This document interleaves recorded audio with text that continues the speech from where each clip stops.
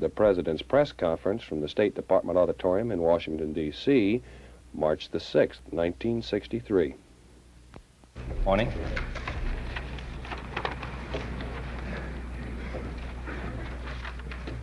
Important steps are being taken in Congress this week with respect to three major parts of the administration's program, and I want to take this opportunity to stress their importance to every American family. First, hearings are being completed in both houses on the Youth Employment Opportunities Bill, and I hope this measure can be enacted before the Easter recess. 1 million of our youth are out of school and out of work, creating an explosive social situation in nearly every community. This bill would put their hands to work and minds in our parks and forests, manning our hospitals and juvenile centers, and developing skills and work experience which will help them in later life. Secondly, hearings have been completed in the House on our bill to train more physicians and dentists, to expand our medical colleges, and to provide loans to deserving students. With our population increasing every year, with the number of doctors and dentists in relation to that population increase deteriorating, it really seems a waste of our most valuable resources, which are our skills, to turn deserving young men and women away from our medical schools because they can't afford to go. We need them and we need their talents, and I hope this bill will pass. And third, hearings begin in the Senate this week on our bills to combat mental illness and mental retardation. Almost every American family at some stage will experience or has experienced a case of mental affliction, and we have to offer something more than crowded custodial care in our state institutions. Our task is to prevent these conditions. Our next is to treat them more effectively and sympathetically in the patient's own community. I hope that Congress will act on this bill. Yes. Mr. President, is it fair to assume from the language you used before the American Bankers Symposium that if necessary, if all else fails in Congress, that you would accept a $13.5 billion tax cut without any reforms at all? No, that isn't what I said. The program which we've set up is is the fairest and most equitable program and the most fiscally responsible program. It provides for a combination of tax reduction and tax reform. And I think that a good many of the reforms make more equitable the tax reductions, make more equitable the burdens which the great mass of our taxpayers carry. So that I think that the best program is the one we set up, which provides for $13.5 billion in tax reduction and $3.25 billion revenue in tax reform. I think that's the best combination. What we will do will depend, of course, on what kind of a bill the Congress enacts. But my judgment is that they will enact a tax reduction bill which will include important elements of the reforms that we set up. Yeah. Can you say whether the 4 Americans who died in the Bay of Pigs invasion were employees of the government or the CIA? Well, I would say that there are a good many Americans in the last 15 years who've served their country in a good many different ways, a good many abroad. Some of them have lost their lives. The United States government has not felt that it was helpful to our interests, and particularly in the struggle against this armed doctrine, which we're in struggle all around the world, to go into great details. Let me just say about these 4 men. They were serving their country. The flight that cost them their lives was a volunteer flight, and that while because of the nature of their work, it has not been a matter of public record, as it might be in the case of soldiers or sailors, I can say that they were serving their country, and as I say, their work was volunteer. Mr. President, yes. On Monday, Adrian Fisher of the Disarmament Agency said that even if the Russians were able to test underground indefinitely, this would not alter the strategic military balance between the United States and the Soviet Union. He said this was the executive assessment. Given that assessment, can you tell us what considerations then would prevent accepting a test ban on the terms Russia is? I don't think that, if I may say so, that, in my opinion, is not what is the administration position. We have suggested that we would not accept a test ban which would permit indefinite underground testing by the Soviet Union. We would not accept a test ban which did not give us every assurance that we could detect a series of tests underground. That's the administration position. We wouldn't submit a treaty which did not provide that assurance to the United States Senate, nor would the Senate approve it. You believe that the present insistence upon 7 will have to be maintained, is that correct? I believe that we will insist upon a test ban treaty which gives us assurance that if any country conducted a series of clandestine underground tests, that series would be detected. Now, we have not only the problem of the number of inspections, but the kinds of inspections, the circumstances under which the inspections would be carried out, so that we have a good deal of distance to go in securing an agreement with the Soviet Union. We've not been able to make any real progress on the question of the numbers, but I want to emphasize that this is only one phase of it. We have to also discuss what the area would be which in each test, what would be the conditions under which the inspectors would move in and out.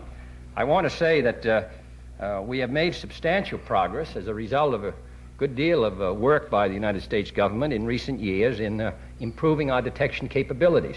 We have been able to determine that there are a substantially less number of earthquakes in the Soviet Union than we had formerly imagined. We have also been able to make far more discriminating our judgments from a long distance of what would be perhaps an atomic test and what would be an earthquake. But we have not been able to make those discriminations so effective that we can do without on-site inspection and without a sufficient number to prevent a series of tests being carried out which would be undetected. I can assure you that no agreement will be accepted which would permit any such condition. President, yes. Republicans in Congress are saying they can cut your budget all the way from $5 billion to $15 billion. Do you think there is any room for substantial cuts in the budget? Well, the Congress can make a judgment on that, but I don't. I think we reduced the requests of the three services by $13 billion.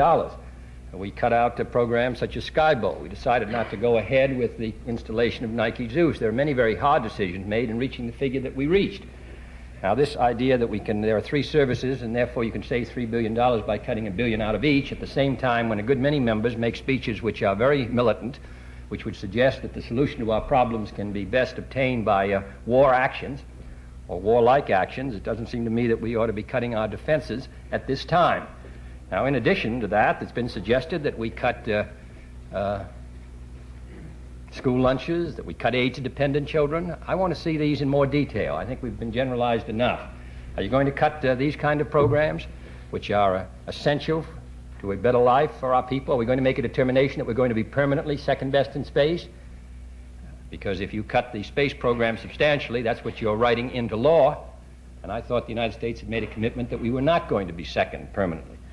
And we're not going to be second in the field of national security. The fact of the matter is that Congress last year appropriated $500 million more than we had requested for national security. Now they're talking about cutting it $3 or $5 billion. I don't think that the struggle is over, so I would be opposed to those kind of cuts. And my judgment is that we sent up a hard budget. The fact of the matter is that the non-defense, non-space expenditures were held, even though in the previous years, for the last 10 years or so, they increased by nearly 7%. I think we made a hard budget. Now, you may be able to cut some of it, but I think that I want to know where they're going to cut it and whose life is going to be adversely affected by those cuts. Yeah. Mr. President, do you have any, three related questions. Do you have any accurate information on the number of Russian troops that have been removed from Cuba? Are you satisfied with the rate of troop removal? And was there in the Russian aid memoir any suggestion or provision for verification of troop removal? No, and the answer to your question would really be no to all of them.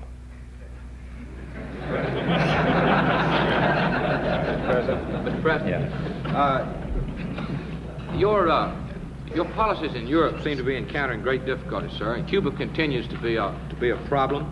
At home, unemployment is high. The school bill seems far off. Seems to be some more concern in the country for the budget deficit than for the tax cut. In view of all these things, there's some impression and talk in town and the country that your administration seems to have lost its momentum and to be to be slowing down and moving on to the defensive. I wonder if you could comment on this feeling. Yes, I've read that, and I'm sure I think there is a rhythm to personal and national and international life, and it flows and ebbs, and I would say that we are still, we have a good many difficulties at home and abroad, and the Congress has not acted yet on the programs we've sent forward, so that we are still in the gestation period in those areas. Some of our difficulties in Europe have come because the military threat to Europe is less than it's been in the past. In other words, whatever successes we may have had in reducing that military threat to Europe have brought with it in its wake other problems, and that's quite natural and inevitable. I prefer these problems to the other problems. If you think that in the summer of '61, and of course this all may come again, we were calling up reserves, preparation for what might be a collision of major proportions between the Soviet Union and the United States and Berlin, I would say our present difficulties in Europe, while annoying in a sense or burdensome, are not nearly as dangerous as they were then. As far as Cuba, it continues to be a problem. On the other hand, there are advances in the solidarity of the hemisphere. I think we've made it clear that we will not permit Cuba to be an offensive military threat. I think that we're making some progress in other areas, so that if you asked me whether this was the winter of our discontent, I would say no. If you would ask me whether we're doing quite as well this winter as perhaps we were doing in the fall, I might say no, too. Yeah.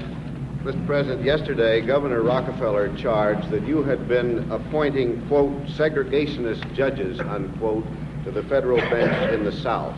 Privately, some NAACP officials had said before that that they too had been critical of some of the judgeship appointments that you had made in the South, and that had blunted a certain amount the aggressive stand that the executive branch had taken against the segregation and race problems in the South. Will you comment on that?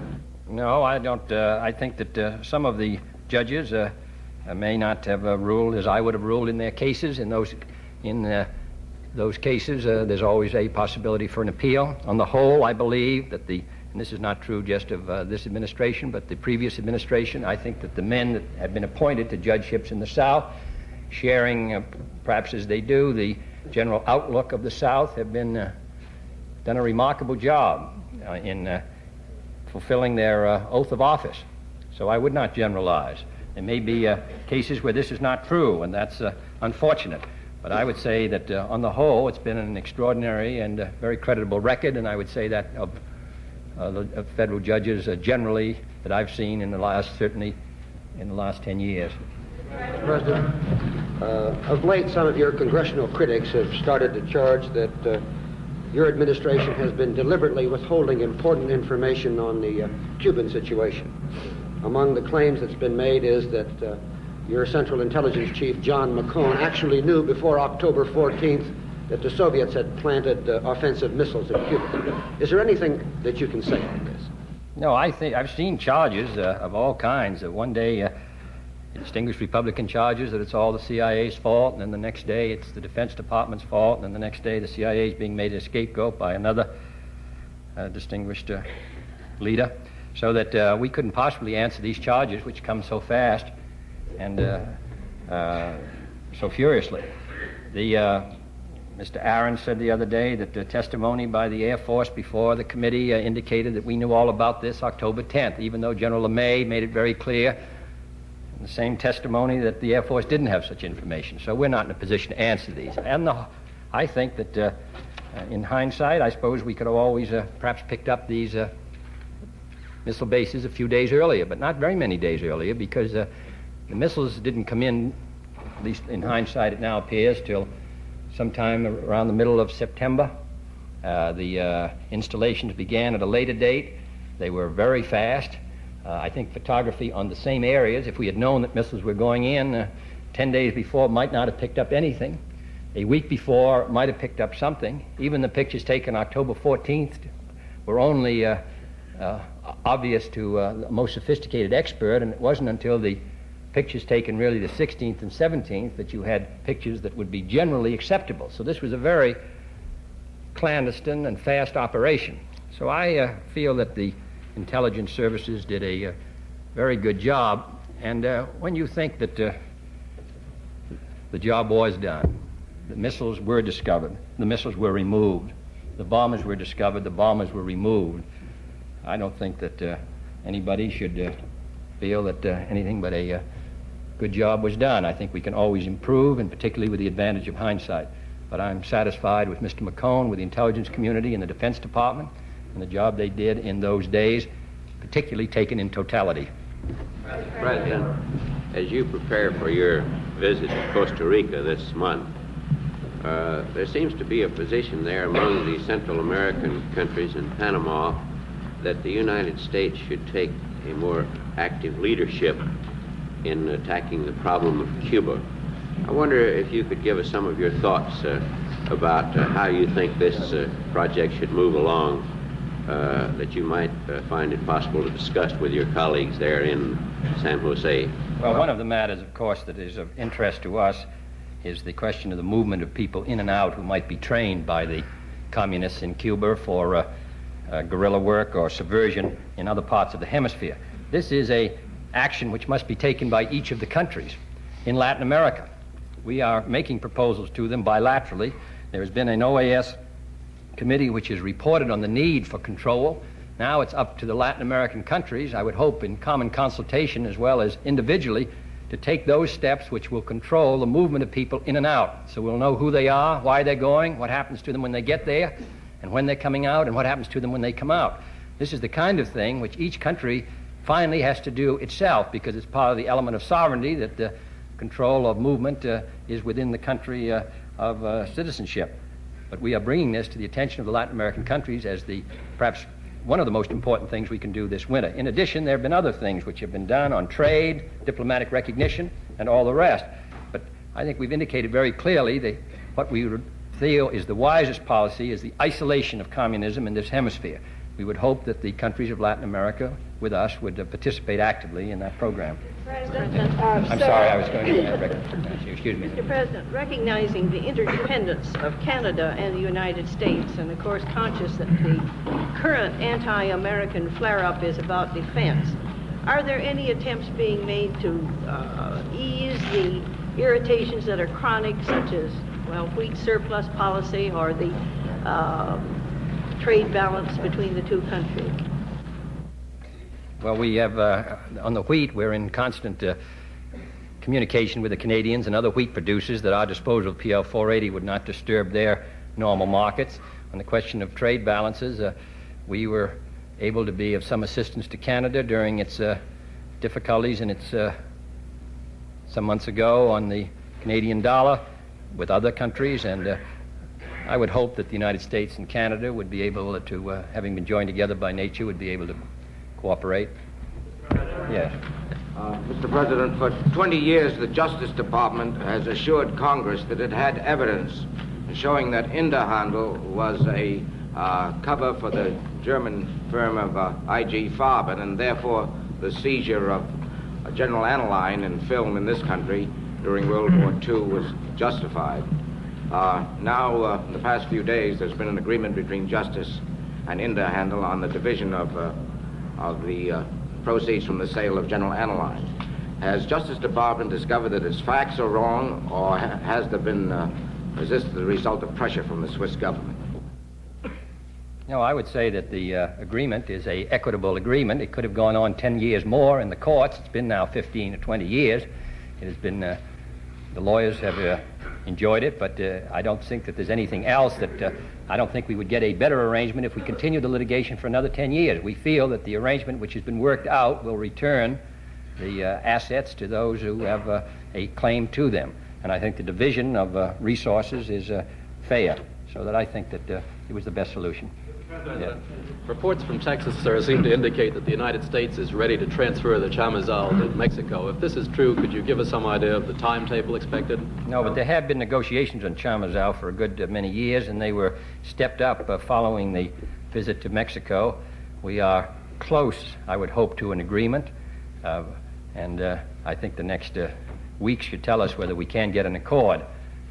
The advantage, of course, of the Chamizal is that it will, if we can get a solution, is that it will wipe out a black mark on the record of the United States where we refuse to accept a arbitration claim 40 years ago, and as a result, we've never been able to get the Mexicans to agree to any arbitration with us. So I'm very anxious to see it settled. We've made pretty good progress on it. There are still some questions that have to be settled, but the prognosis, I would think, is hopeful, and I would think we'd know in the next few weeks. President, I have a two-pronged question on the NATO nuclear force. First, can you tell us how goes the merchant mission? And secondly, in view of the lack of enthusiasm, if we can believe the press reflects a certain amount of public opinion in Europe as to the Polaris armed surface force because of its alleged greater vulnerability as compared to the atomic submarine, why haven't the proposal for a conventionally powered submarine force been put forth, a proposal which would not apparently annoy Congress as much as an atomic submarine and would cost only about half as much as the atomic submarine? There are some people who are opposed to in Europe to the multilateral concept because of national reasons. Now, if we had come forward with a proposal for submarines, those submarines would have to be built in the United States. They'd be quite expensive. They would take at least 2 years or so longer than this program would. There would be elements of control by the United States, inevitably, because of various technical reasons, and that system would have been under attack. Now, I think that if anyone will examine the argument between surface and submarine, they will feel there's a good deal of merit to the surface argument. In the first place, a submarine is a very difficult weapon system to operate. We're going into what is really a unique experience, the multilateral manning. It's not easy to find merchant ships at sea. It took us more than 2 days to find that recent Venezuelan ship in the Caribbean, and they're not easy to find. It took us longer to find the Portuguese ship some months ago. The ocean is a large ocean. Now, we are going to be part of that multilateral force. Can you imagine a situation where the Soviets could discover every one of these ships and mark them and then attack them, destroying the American flag and the Americans aboard, and not expect that that would not launch a general conflagration which would include a Polaris, Minuteman, and every other weapon which might be involved? That they could isolate this force, which the United States was part of, and expect that they could attack the surface ships successfully without any of these ships firing a missile, and not initiate the use of all the nuclear weapons? I just don't think that the logic is on the side. This way, the ships can be built there, the force can be built more quickly, there is not a balance of payments drain, it's much easier to operate from the surface if you're going to have a multilateral force. Now, number two, how goes the merchant mission? In the first place, we have indicated that we would keep our commitments to Europe, and we've indicated that our atomic strength is sufficient to defend Europe and the United States and our other interests. There has been concern, however, that in Europe about what might happen over a long period. So in an attempt to meet that concern without providing for the ultimate distribution of nuclear weapons to every national entity, which would increase the danger and increase the expense and not increase the security, this concept of a multilateral force has been put forward. We are responding to European suggestions. And it may be that when the proposal is examined in detail, they may not feel that it provides sufficient additional security to warrant the additional expenditures of money, and may decide that the present arrangement is satisfactory. That we, of course, would accept. But if they are interested in the multilateral force, if they feel the multilateral force does provide extra security, the United States wants to be responsive. We take the lead in this matter because we are the nuclear power and have had the nuclear experience. It may take some months of negotiation to determine whether such a force can come into being. But if there's a desire for it, we are responsive to it. And that's why Ambassador Merchant is going, because we feel that this is a way of maintaining the close ties between Europe and the United States. So I think that if we decide in the final analysis, or Europe decides that this isn't what they want, we would be glad to hear any other proposals, and we would feel that the exploration itself has been interesting and useful, because if we had refused to cooperate, then the burden really would have been on us. Mr. President. Mr. President, Congressman Leonard Farbstein has announced that he will introduce an amendment to the Foreign Assistance Act which would give the President the right to deny aid to any nation that discriminates against American citizens because of race, creed, or color. How do you view this, and would you exercise this mandate? Well, I'd like to take a look at his language and find out whether, under what conditions he's would give us this power before I could comment on the amendment. Yes, Mr. McClendon. Former Ambassador Guillermo Belt, from the ambassador from Cuba to the United States in the old days, said in a lecture at Georgetown Visitation Convent last Sunday that Castro would not be able to survive 2 weeks if he was denied Soviet oil. I wonder if there isn't something that you can do about this, maybe bring greater pressure on some of our allies who are shipping Soviet oil in their ships to Cuba? Yes, those are not our figures. There isn't any doubt that over a long period of time that denial of oil would make a difference. To deny the oil would require, of course, a blockade, and a blockade is an act of war, and you should be prepared to go for it. I think we indicated last October that in periods where we considered the United States was endangered, we were prepared to go as far as was needed to remove that danger. And we would, of course, be willing always to do so again if we felt there was a situation which carried with it that kind of danger to the United States. But you should not be under any impression that a blockade is not an act of war, because when a ship refuses to stop and then you then sink the ship, there is usually a military response by the country involved. We are attempting to persuade NATO and other countries not to ship into Cuba, but the primary source of shipments into Cuba are blocked ships. And at this time, we do not believe that war in the Caribbean is to the national advantage. Yes. It's 10 years now, sir, since the death of Stalin. It's a fact ironically noted much more in the Western world than in the communist world. Could you give us your appraisal, sir, of the significance of the changes in the Soviet Union in terms of the future of East-West relations? No, I think it would take at least a half-hour program on the national network, and I couldn't comment on it. Yeah. Mr. President, yesterday, UN Secretary General U Thant received a letter from the Cuban foreign minister in which Roa hinted that the Cubans might like to discuss the resumption of friendly relations with us. I wonder if you think that this might be possible, and if so, what conditions would have to be met first? No, well, I understand that the note had some reference to it from Havana, but that the note actually delivered at the UN did not have any such references.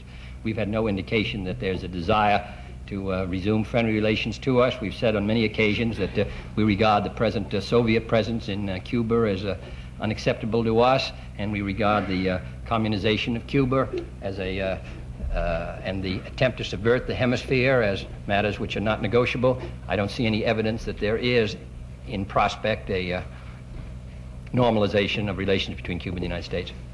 The light of your joint communique with the President of Venezuela, he said the President of the United States pledged the full support of his country to the Republic of Venezuela, etc. Could you tell us something about the nature of that full support in case there was a serious or a successful coup d'etat revolution against President Betancourt? Well, it would depend a good deal on the conditions and what our obligations might be under the Rio Treaty. We strongly support President Betancourt's efforts in Venezuela and in a good number of ways. But if you're asking me, I would have to see what the conditions were, what the responsibilities were under the Rio Treaty, the OAS, or if we were going into a more substantial situation. If you're talking about aggression from outside, the answer is very clear. If you're talking about internal acts, we would have to judge those acts and depend a good deal on what the government of Venezuela decided was the appropriate response. Mr. President, yeah. I think you've had a preliminary or tentative meeting with the Clay Committee on Foreign Aid.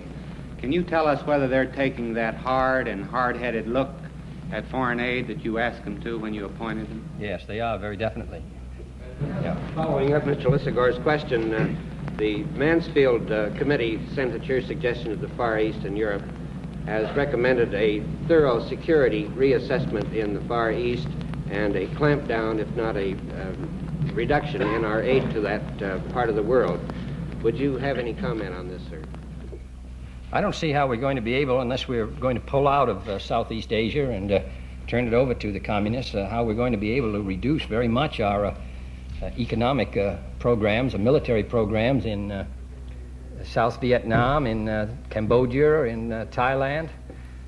I think that unless you want to withdraw from the field and decide that it's in the national interest to permit that area to collapse, I would think that it would be impossible to substantially change it, particularly as we're in a very intensive struggle in those areas.